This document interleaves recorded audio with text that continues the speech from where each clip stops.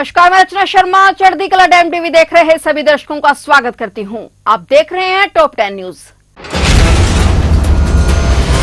प्रधानमंत्री नरेंद्र मोदी ने बांग्लादेश के प्रधानमंत्री शेख हसीना के साथ आज व्यापार और संपर्क सहित विभिन्न क्षेत्रों में सहयोग को और बढ़ाने के लिए व्यापक बातचीत की। बांग्लादेश के प्रधानमंत्री शुक्रवार से 2 दिवसीय भारत यात्रा पर पहुंची हुई थी। लोकसभा चुनाव के बाद भारत में नई सरकार के गठन के बाद किसी विदेशी नेता की यह पहली द्विपक्षीय यात्रा है। बांग्लादेश के प्रधानमंत्री हसीना ने सुबह राजघाट जाकर महात्मा गांधी को श्रद्धांजलि अर्पित की। प्रधानमंत्री के साथ वार्ता से पहले हसीना का राष्ट्रपति भवन के प्रांगण में रस्मी स्वागत भी किया गया। वहीं पीएम मोदी के साथ द्विपक्षीय बैठक में बांग्लादेश के प्रधानमंत्री शेख हसीना ने कई समझौतों पर मोहर लगाई है। तमिलनाडु के कल्लाकुरिची में जहरीली शराब त्रासदी में पुलिस ने एक मुख्य संदिग्ध को गिरफ्तार कर लिया है। पुलिस का मानना है कि चिन्नादुरई ने ही करुणापुरम में आसुस शराब की आपूर्ति की थी। बता दें कि अब तक जहरीली शराब के कारण मृतकों की संख्या 55 पर पहुंच गई है। गांव से हर दिन मौतों की खबरें आ रही हैं। इस त्रासदी के बाद से कई मरीजों का इलाज चल रहा है। दर्जनों अन्य अभी भी गंभीर हैं। बता दें कि राज्य सरकार ने कार्रवाई करते हुए कई पुलिस अधिकारियों को निलंबित कर दिया है और कलेक्टर का तबादला कर दिया है। यूजीसी नेट परीक्षा में पेपर लीक को लेकर सरकार घिरती नजर आ रही है और इस मामले में विपक्ष सरकार को घेरने का कोई मौका नहीं छोड़ रहा। हालांकि विवादों को बढ़ते देख सरकार अब एक्शन मोड में नजर आ रही है। तेजस्वी यादव के पीएस को ईओयू ने नोटिस दिया है और उसे पूछताछ के लिए बुलाया गया है। राष्ट्रीय राजधानी में जल संकट को लेकर दिल्ली के जल मंत्री आतिशी का अनिश्चितकालीन अनशन दूसरे दिन शनिवार को भी जारी रहा। दक्षिणी दिल्ली के भोगल में अपने जल सत्याग्रह स्थल से एक वीडियो संदेश में आतिशी ने कहा कि जब तक हरियाणा दिल्ली वासियों के लिए और पानी नहीं छोड़ता तब तक यह कुछ नहीं खाएंगी। उन्होंने कहा कि शहर में 28 लाख लोग पानी की किल्लत से जूझ रहे हैं। मंत्री का अनिश्चितकालीन अनशन शुक्रवार को शुरू हुआ और उन्होंने आरोप लगाया कि हरियाणा यमुना नदी में दिल्ली के हिस्से का पानी नहीं छोड़ रहा है। उन्होंने कहा कि हरियाणा ने 11 करोड़ गैलन प्रतिदिन कम पानी छोड़ा। उन्होंने कहा कि 1 एमजीडी पानी से 28,000 लाखों को जलापूर्ति होती है और 100 एमजीडी पानी की कमी का मतलब है कि दिल्ली में 28 लाख लोगों को पानी नहीं मिल रहा है।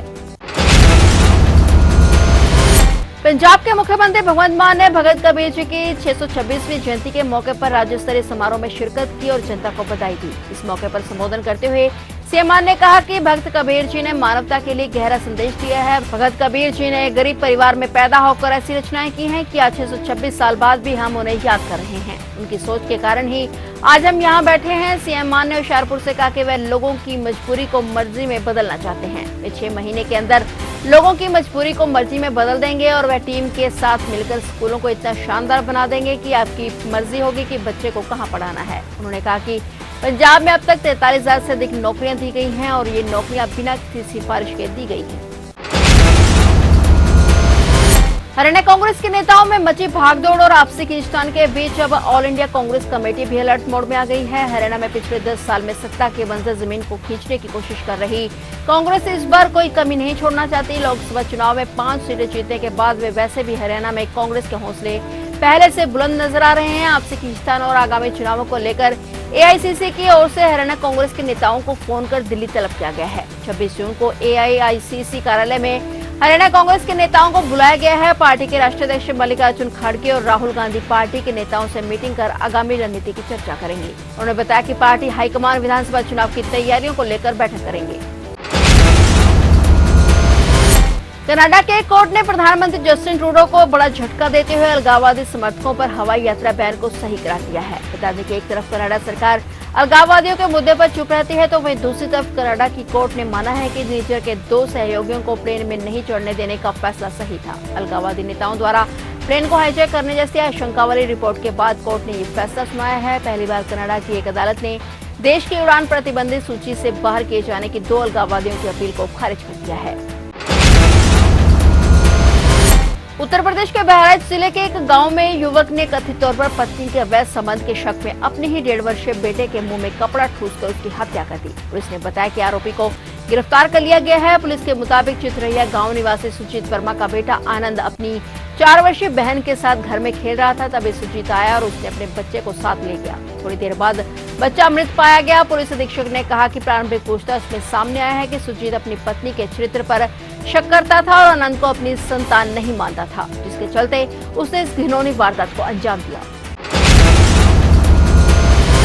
कैथल जिले में अवैध रूप से चल रहे 100 से अधिक प्राइवेट कोचिंग सेंटरों पर अब लगाम लगाने की तैयारी की जा रही है। जिले में अब बगैर मंजूरी के कोई भी कोचिंग सेंटर नहीं चल सकेगा। सरकार ने इसके लिए नया कानून बना दिया है, जिसमें डीसी की अध्यक्षता में एक जिला स्तरीय कमेटी का गठन किया जाएगा। इस कानून में कमेटी के पास शक्तियां होंगी। अगर कोई कोचिंग सेंटर किसी भी नियम की उल्लंघना करेगा तो उसे पहली बार 25,000 रुपए का जुर्माना होगा और दूसरी बार में 1 लाख रुपए जुर्माना और तीसरी बार में संस्था के खिलाफ आरोप साबित होता है तो संस्थान का रजिस्ट्रेशन समाप्त कर दिया जाएगा। अब उनकी लिस्ट तैयार की जा रही है। जल्दी बिना एनओसी के चल रहे कोचिंग सेंटरों पर कार्रवाई होगी।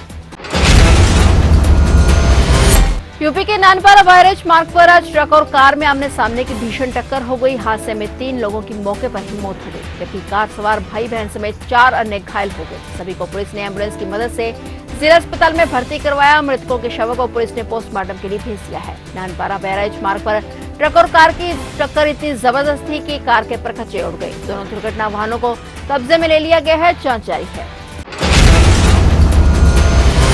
फिलहाल टॉप 10 न्यूज में इतना ही और नए समाचारों के साथ फिर से हाजिर होंगे। तब तक के लिए देखते रहिए चढ़ती कला टाइम टीवी और मुझे दीजिए इजाजत। धन्यवाद।